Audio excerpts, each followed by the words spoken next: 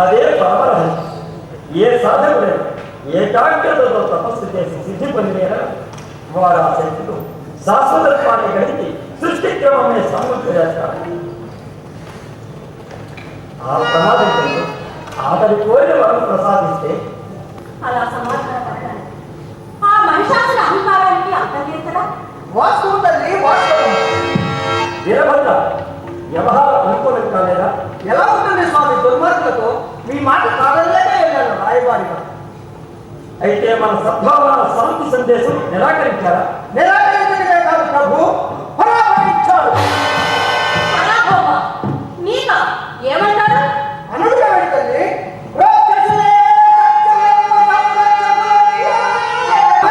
మహాదేవ నిగ్రహించులే మాట్లాడారు. అయితే ఎంత చెప్పినా అతను సుముఖుడు కాలేదన్నమాట. అతను అన్న మాట ఒక్కటండి ప్రభు, శాంతి అనే మాట బట్టి ప్రాంతీయత సంరక్షణతోనే కానీ శాంతి వచ్చులు తప్ప. ఇంతకీ ఏమంటారు? ఏమంటాడు? కైలాసంలో వాడి పాదాకాంతలు చేయమంటాడు. అంతేనా? అలా సంభవిస్తే వాడిని పంపి వాడి శవాన్ని కావులతో ఆహులుగా సేవాడు. అది ఆ మహాదేవునికి అసాధ్యం. ఇక నీవేం చేస్తావయ్యా వీరభద్ర? మహాదేవ, ఆ మహిషాసురుడు తన అంతస్తు కలిగిన కళ్యాణ వేదిక వైకుంఠమా, సత్యలోకమా, కైలాసమా అని ఎదురు చూస్తున్నాడు. అంతకు తగ్గించాడా? దానితో కానీ వాడి పాపం బ్రద్దలు కాదు. అమ్మా, పాపము పుణ్యమేమో భగవా.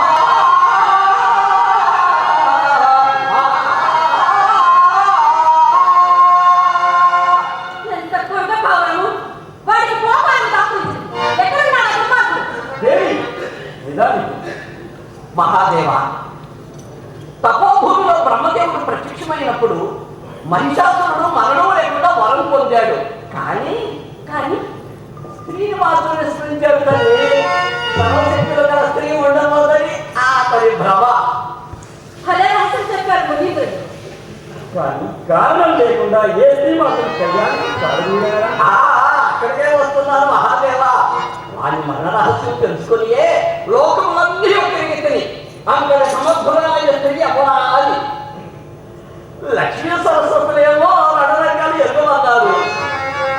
ఇంద్రాణి చంద్రాణి దండం పెట్టేశారు. ఇక చక్రవర్తి భార్యలు సరే సరే మరి శాపంతో ఏం చేస్తారు? ఏమిటి వాడి కోపాలు శాపాలు? పట్టణం ఉందా? నేను వచ్చి వాడి ప్రాణం తీస్తాను.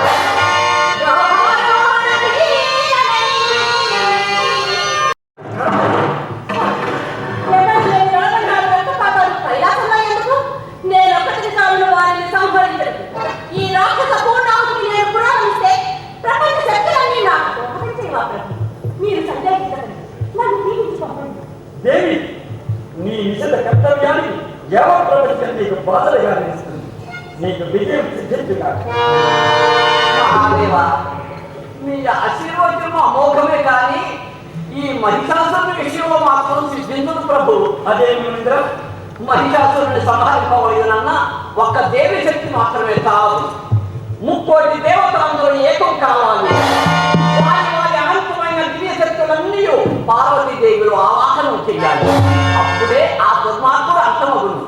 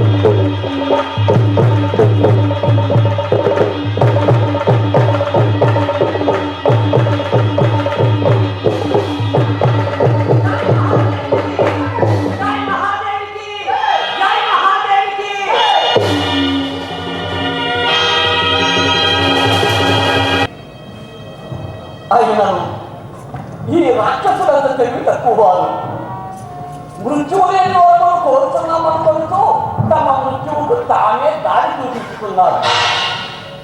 మొన్న మహిషాసురుడు తండ్రి అయిన రంభాసురుడు బ్రహ్మదేవుని గురించి ఘోర తపం మొదలించి తన కంటపడిన ప్రతి కాంత తనకు స్వాధీనం కావాలని వరము కోరగా బ్రహ్మదేవుడు కథాస్మరణం జరిగింది.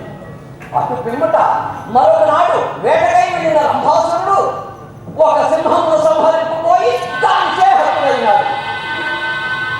ఈ విషయం జరిగిన మహిషాసురుడు దేవతల మాయోపాయం చేత తన తండ్రి హత్తులయ్యనని తలంచి దేవతలపై కట్టి వారికి చెందవలసిన పవిత్రమైన యజ్ఞ యాగాది కట్టులన్నిటినీ ధ్వంసము నచ్చి ఇదిగో ఇప్పుడు కైలాసముపై దండయాత్ర చేయిస్తున్నాడు. వినాశకాలే విపరీత బుద్ధి అని వారికి పోగాలు దాపురించినది. లేకున్నా ఇచ్చి విపరీత బుద్ధులు పుట్టినా అమ్మా జగన్మాత లోకమాతని ముఖ్యులకు దేవతలు సమర్పించిన అనంతమైన దివ్య శక్తులతో లోక కంటకుడైన ఆ పరిశాస్త్రుని సంహరించి సకల లోకములను చల్లగా కాపాడుతుంది.